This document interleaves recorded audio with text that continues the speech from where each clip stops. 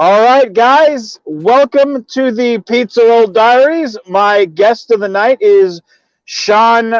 Is it Reimer? Reimer. Reimer? Yeah. Reimer. All right, Reimer. All right, so here we are for the night. Let me ask you a question, Sean. Before we were coming on, it was doesn't it just feel peaceful in the air? Doesn't It's almost too quiet. It's very bizarre. Like it's like having like a voice in your head for like 4 years, and then all of a sudden you get surgery and it's gone. So it's like we were Locutus and now we're Picard again. We don't have those yeah, voices. we were assimilated for a long time. So it's really good to be out of the collective and back to reality, I guess. So Right on, man. Right on. So I see you have.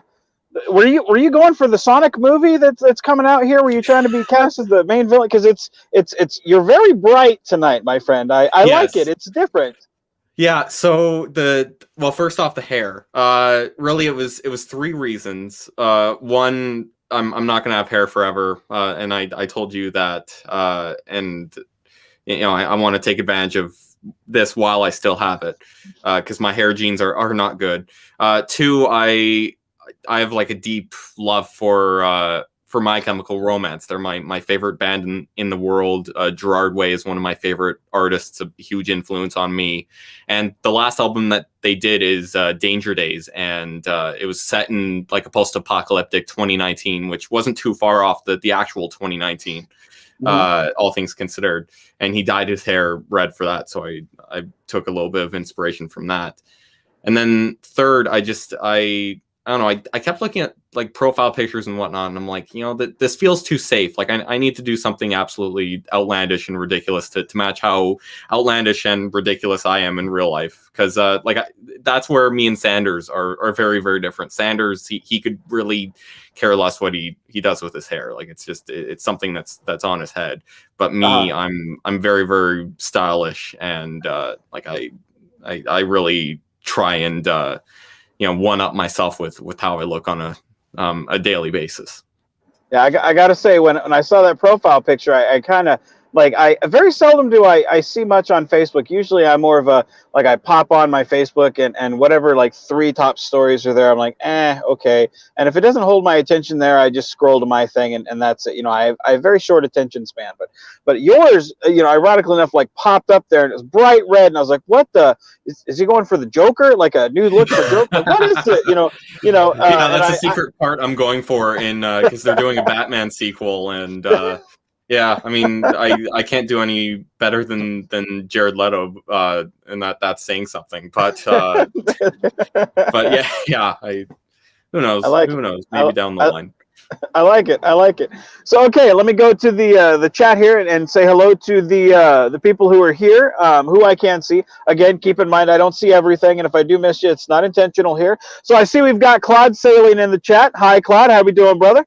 Daniel Vance is in the chat as well. Daniel Hello. Vance, I'd like to wish a happy birthday. I haven't forgotten. It's their birthday, so there you go. Happy birthday. And don't forget, I think I said yesterday, the invitation's still open. If you need that spanking, I got it right here for you, man.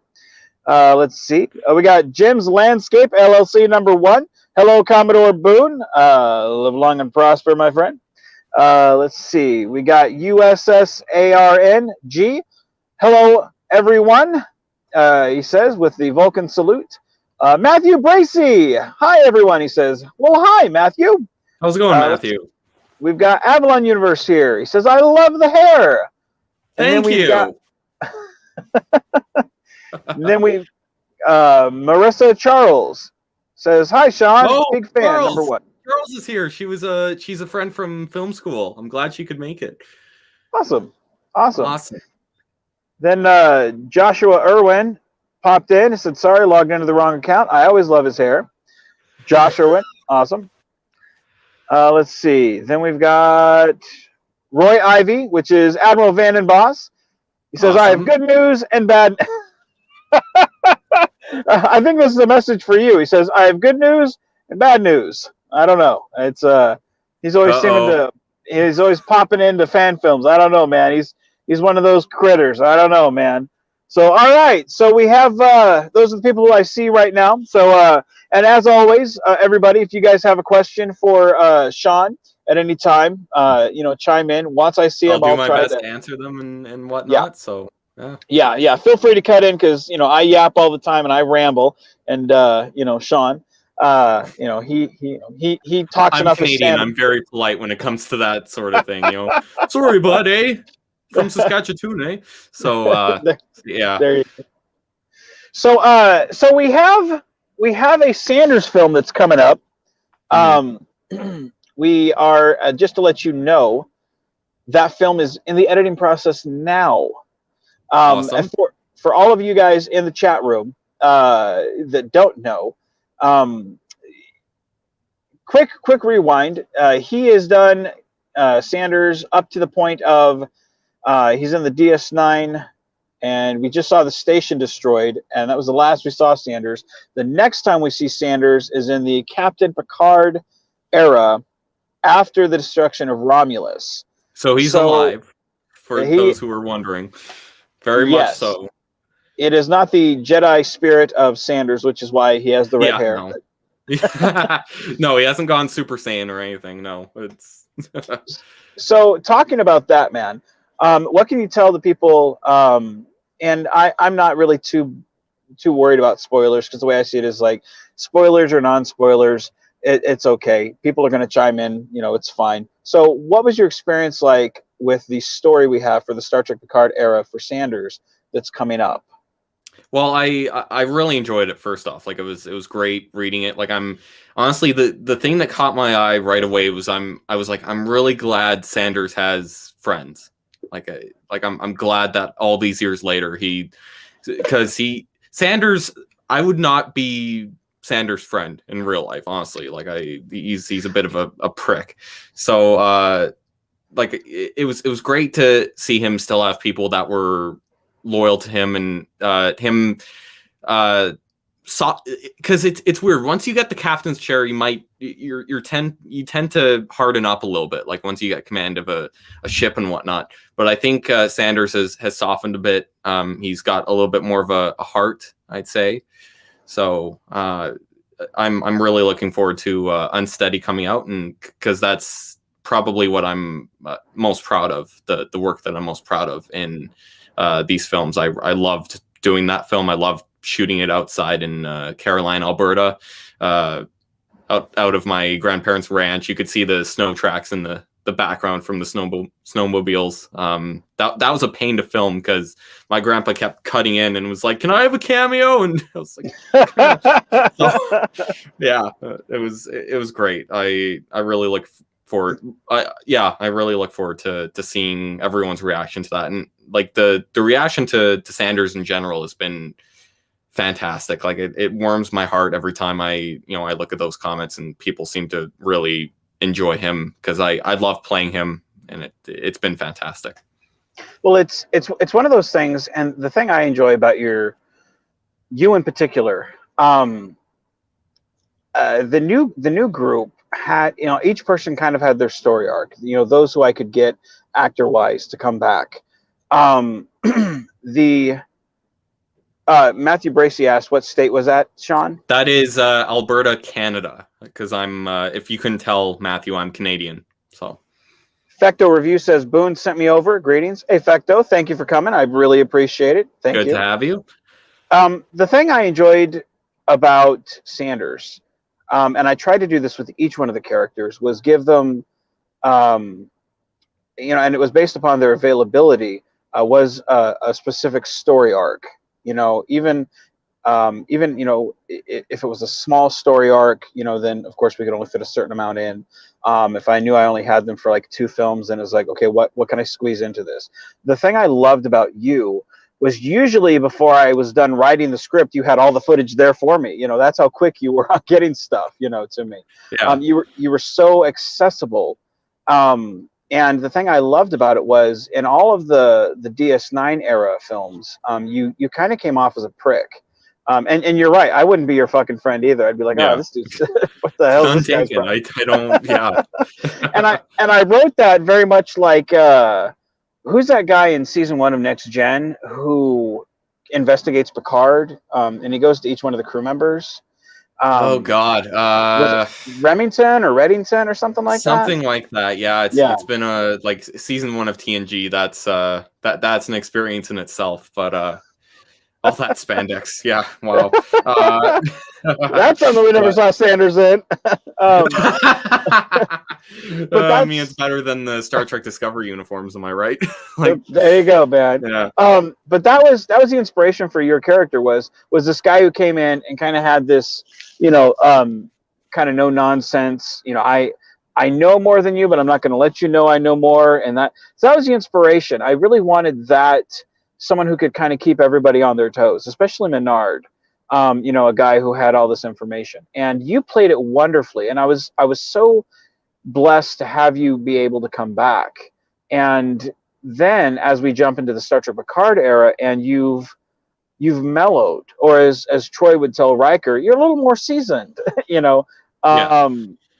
And you play it wonderfully, because I've seen all the raw footage, and I'd say the different aliens that talk to you, each one of those are cosplayer people, so their makeup is wonderfully done. So it's not just you talking to a Joe Blow person. It's someone, it's real alien. So it really feels like we've stepped up our game. So not only do we have awesome actors, we have wonderful makeup, and I do love the fact that we were able to get the story arc for you, because I feel like your acting chops, I really feel like you're one of the top notch people in not only this set of characters, but just in fan films in general. It's really great to have someone of your caliber, and I say that because I've worked with a lot of people, and it's a real pleasure. Well, thank you. Oh, absolutely. So that being said, I think we heard in there you're a captain. Where do you see Sanders? Because of course there's like a 20-year gap, or I forget however long exactly it is in the Picard time. Where do you see Sanders? Like, what is your take? Like in terms of the promotion issue, like I feel like early on, like Sanders' goal is very, very objective. Like he's very much, I want to get to the absolute top of Starfleet and be in charge of everything and do it all my way because everyone else is a freaking idiot. But I feel like because there is a 20-year gap between him being commander and him being captain, where like I know Sanders, like he's very, very efficient in things. He's very young being a commander. So for him to 20 years later just be a captain, like I think something must have happened for him to realize, maybe I don't want to go any higher than this. Like maybe I don't want to dethrone anyone. Like maybe he discovers something power wise where he really doesn't want to get up there, but him being in charge of his own little department, his own little ship. I think he somehow finds what he wants from that, where he can control a small team of people. And that's another thing. Like I feel like Sanders' ship is kind of like not many crew. I really don't think Sanders would have that much of a crew to really be around. He'd surround himself with just the people who knew him and he knew and he could trust, and who he could possibly manipulate, and like very small pieces to interchange as part of his command. So I don't think he's on like I don't see him ever going on to command like a Galaxy class ship, let alone a space station or anything like that. So you see it more like a Nova class ship, like a small, like very, ship very small, like even Defiant small. Like he wants to be in charge, but he only wants to really control the people that he really wants to control, and not everything. So that would be a cool idea for a film, him discovering that. Sort of like a day in the life of Sanders. Like that would be cool in regards to that. But he's very, very efficient, and he somehow finds along the way that he doesn't want to go any higher than captain, which I think is admirable, ironically. So Well, I see Matt's Lawn Care is in the chat. Hi, Matt. How are we doing, buddy? How's it Welcome. going, Thank you Matt? for stopping by. So, the we've seen your character in the first film that you did. That I remember you filming. You had just a brief cameo at the very. I think it was at the end of the film because I think the end of that film or the mid part of the film, Menard's reflecting, he's doing his captain's log, and then you come on and you're kind of like, "Hey, Bub, how you doing? Yeah, so I know all this stuff that you don't know. Stick around," or something to that effect. Kind of just that you're kind of poking the bear per se, and then at the end you kind of kick it in the nuts, like, "Yeah, I got this stuff. Like, just I got your number." Did you did you know in that scene that Sanders would have been an important character, or did you just think it would kind of be a one and done deal? Well, I really didn't know what I was. It sounds weird. I didn't know what I was really getting into. Like I looked at the script and I was just like, I love it. I want to somehow be a part of it. However, I can, even if it's a small piece. And all of my characters that I play, I want to make memorable. Like Right. even if it's not the best performance, because it really depends day to day. Like I get out of bed and I turn on the camera and I'm like, today is not going to be my day in terms of performance, but I'm going to try and do something where, the audience will be like, oh, he did that thing. So it's that's really the and because I did 3 takes. I did one where I did it kind of like almost like Data, very very articulate and robotic somewhat. I did one where he was a very very junior officer, out of his league, very unsure. And then the third one, I was like, I have a feeling this one's going to be Sanders, like just based on it. And yeah, like that the Sanders take. That's all I can really describe it. Like I knew that one was going to be the one. We chose bits and pieces for the final project, but it was mostly the Sanders take. And you affirmed my guess that that was the Sanders take, and that's really what developed the character. But from day one, I knew how I wanted to play the character, and but I really didn't know if it was going to be well received at all, and it turns out it was. Again, thanks guys for all the support. Honestly, it's like I wake up in the morning and I see those comments, and it warms my heart. And for someone who plays a very cold-hearted character, that's so it's great. So.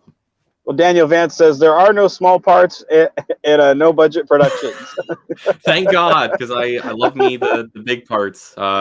Charles would know I struggled in the like the small parts section of the film school we went to. We did like an entire class where we got like one line in a scene, and then we exited the scene. And I work a lot better with more dialogue, which was it was great to have a scene all to myself for the first film, and took off from there. Well, that's you've done for those that don't know, because that's something that's hard for me to remember sometimes, is like you've worked by yourself on every film. You've not worked with any of us. Like you and I have still yet to meet in person, which once COVID stops, like hopefully you'll be able to come down to the studio. And that that I have that open invitation with all of my actors. Like I really love to meet them, even if it's just for come down to the studio and have some fellowship. But you and I still have yet to meet face to face. Everything you've done has been on green screen, whether it's shooting forward and then turning the camera and shooting this way. It's all been on your green screen, shooting on your own way. When we did that, you've been in the ops station, you've been in your crew quarters, you've been in the bridge of the Destiny. You've now, you've been on Menard's monitor. I mean, for a guy who's just sat on your green screen. I've been everywhere. Yeah, you sure get around. Which one would you say? Which one would you say that you enjoyed the most? I feel like Sanders in particular feels like most comfortable in his quarters. Like he'll if he really needs to go somewhere, like he'll find he'll go to that place and he'll crank out whatever he needs to crank out as efficiently and quickly as possible so he can get back to his freaking rocking chair. And so those I really enjoyed. I liked participating in the station being under attack. Honestly, like I prefer it's a catch-22. The green screen is nice, but you got to be a lot more inventive and imaginative. Whereas outside, you can react to your environment a lot more. But I remember when I was filming the scenes for the alternate universe project. And Sanders is appearing in that. He's going to be an ensign in that timeline.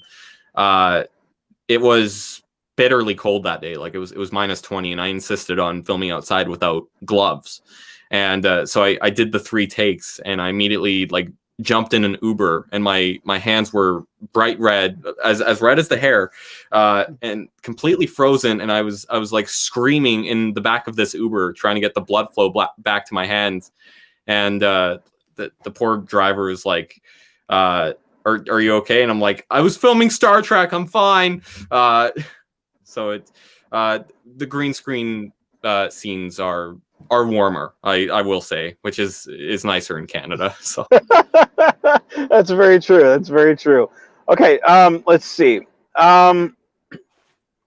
Let's see. So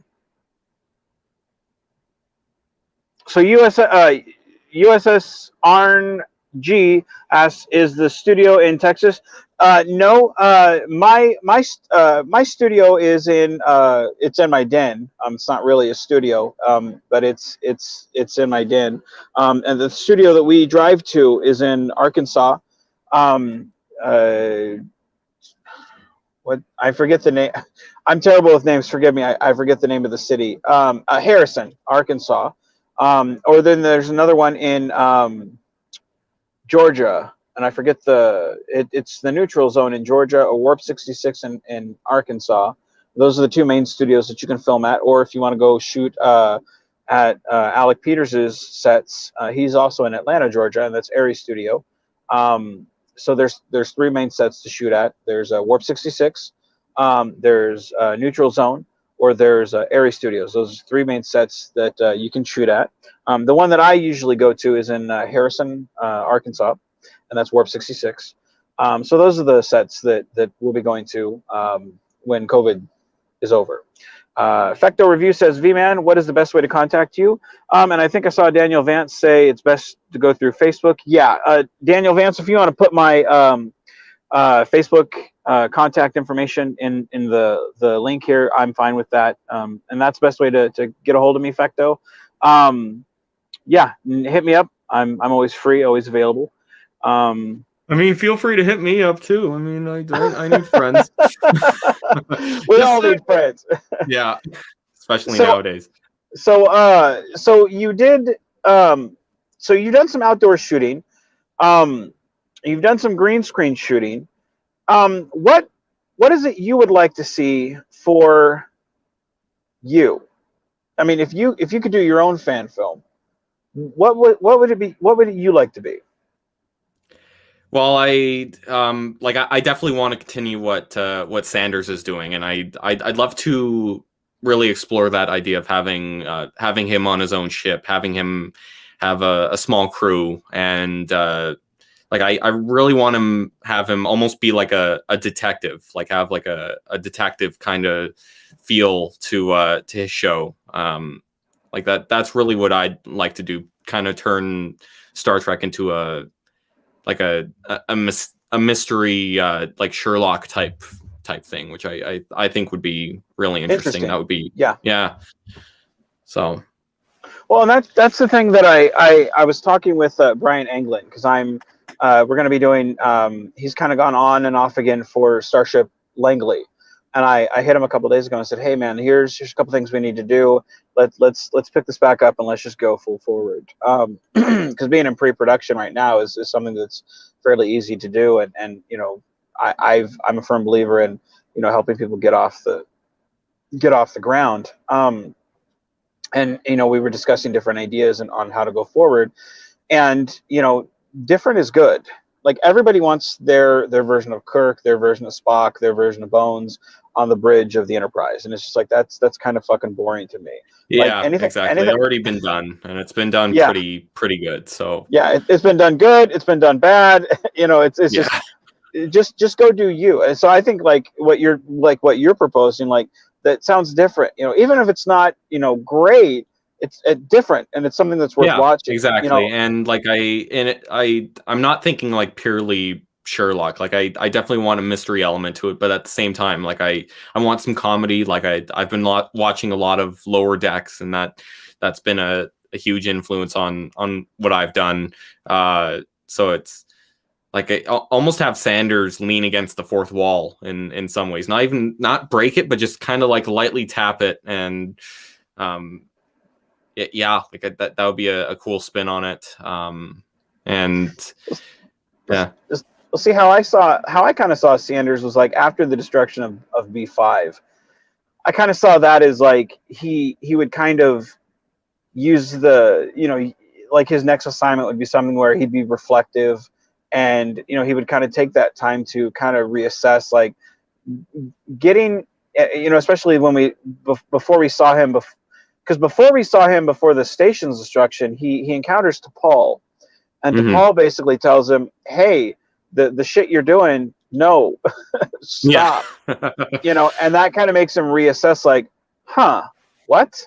You know, and so like it kind of like, and then all of a sudden, you know, the next episode we're hard hitting into the attack, so we really don't have any time to figure out like, well, where was he at? You know, so I find it very fascinating to be like, well, where is his mindset at? Where is he at? You know, you kind of almost it's almost from that point on is almost like a soft reboot of the character, because you're like, where's his frame of mind? Because up to that point, dude's a dickhead, but then you have the entire thing, you know, everything you thought up to this point was not the truth, and now your first assignment as a command officer, you know, just got wiped out. So that has to be kind of traumatic. So almost to a point, your core is kind of shaken, you know. So it kind of does give itself a little bit of credence of, well, where is this dude at? You know, you know, to me, I would find that really fascinating to kind of sit there and be like, you know, I agree with you on the stance of him only having, you know, a couple of core people around him on like a small Defiant class ship or a smaller assignment, you know, something that would be something that he could control, because he'd be fearful of, I don't want to lose thousands of people again like I did before, you know. Yeah, exactly. Like if I trust? lose freaking I don't know, like a name off the, like I don't know, Tendi, like I don't know, again, lots of Lower Decks. If I lost Tendi, it's like, you know, it's not the end of the world for Sanders. Like again, everything's replaceable. It's a cog in the machine, like in the equation. He can just rearrange, but all of those people, like I feel like, yeah, that definitely had a huge toll on him losing that station. Yeah, I feel like he got so wrapped up. I feel like he would feel like he got wrapped up in the wrong things, that he now would reassess and be like, okay, what matters to me? You know? Yeah, like it. I feel like he almost has PTSD from it. I think that would be an interesting angle to go down, and you know, see how he really deals with that, and he's got another thing in his head to combat, and his mind isn't quite as efficient as it used to be when he was a younger man. So yeah, and yeah. I feel like by the time, and that was kind of how I wrote when we got to the Star Trek Picard, when we got to the film Unsteady.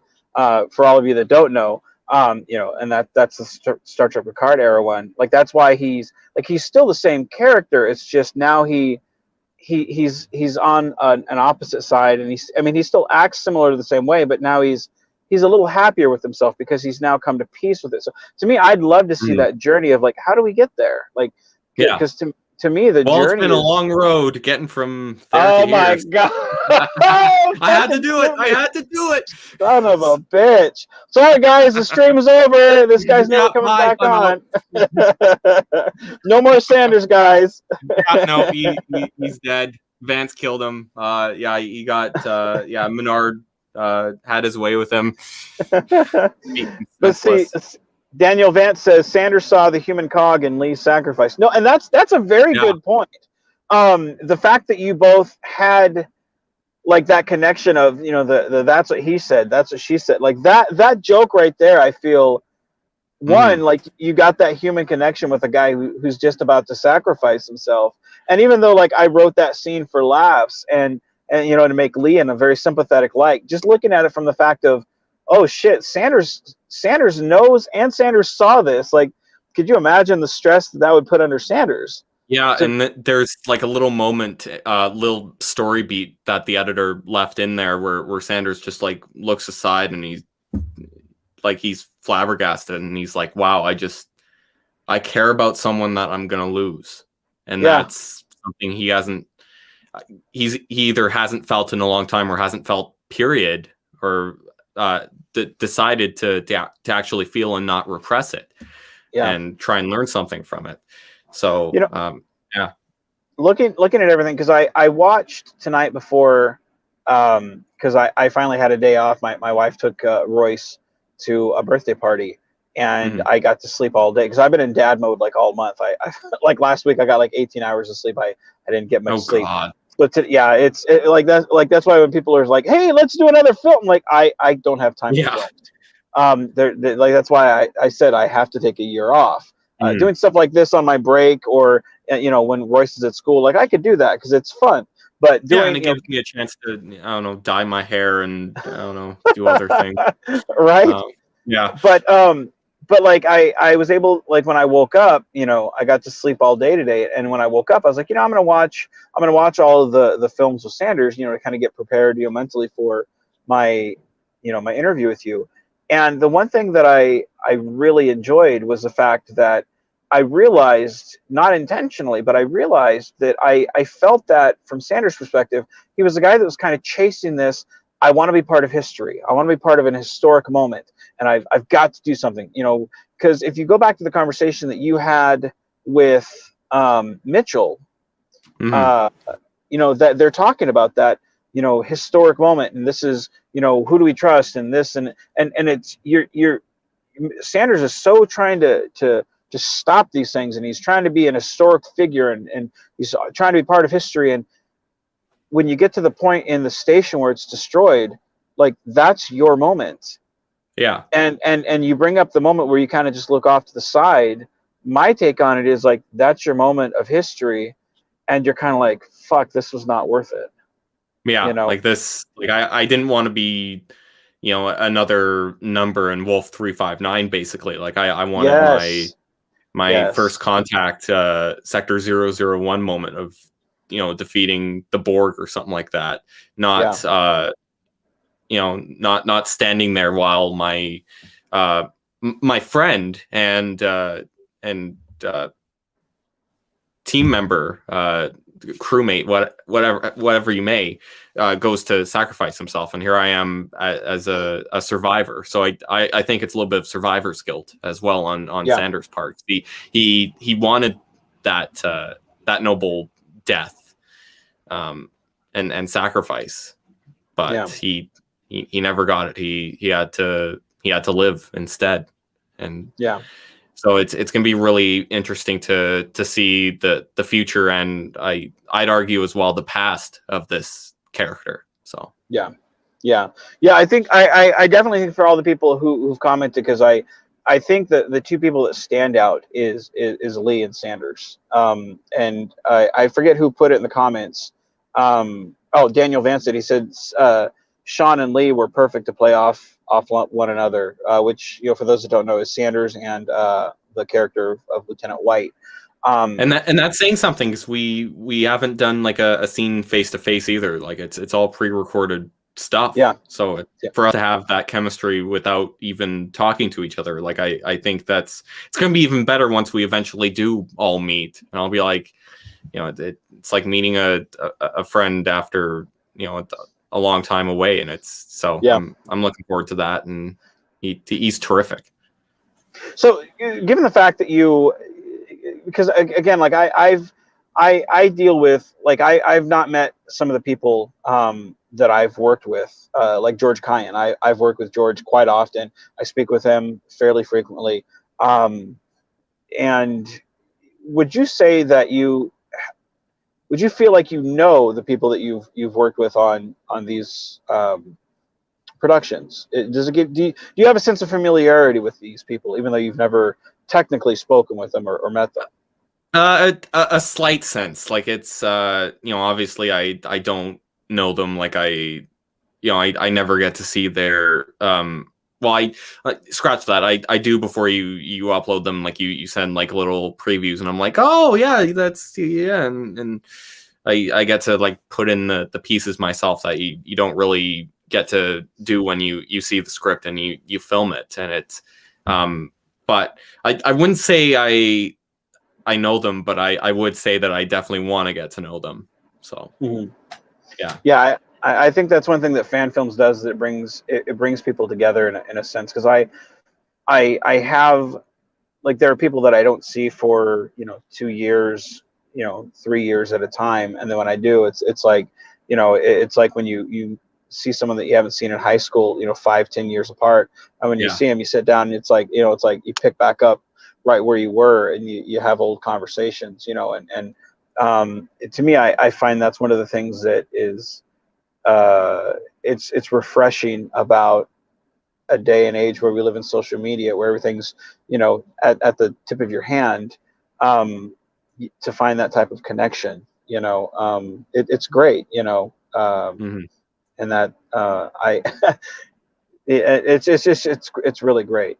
So so which one would you say is your favorite altogether episode that you've been in? Because, like I said, you've been on the Bridge of the Destiny fighting the Borg, which I gotta say, my favorite part is when you're like, ha ha, when we're about to go, like that little tidbit in there. I love that really, like, because Royce, he loves watching the Destiny go fight the Borg, and to me, like, everybody's like, well, we got to see more, we got to see the fight, and I'm like, the point of the scene is not to see us win. The point is to be like, fuck it, we're here, we're gonna go fight. This is our moment. Like, it's the whole, like, reason Voyager exists. It's not the matter that they get to Earth, it's a matter that they're trying to get to Earth. And that to me is like, I'm never going to give a satisfactory battle of us going against the Borg. It's a matter of us, we're fighting the Borg and we're going to get there. Like, that to me, I'm delivering this, I'm delivering your food. It's up to you to enjoy the food, so that's what I'm doing here.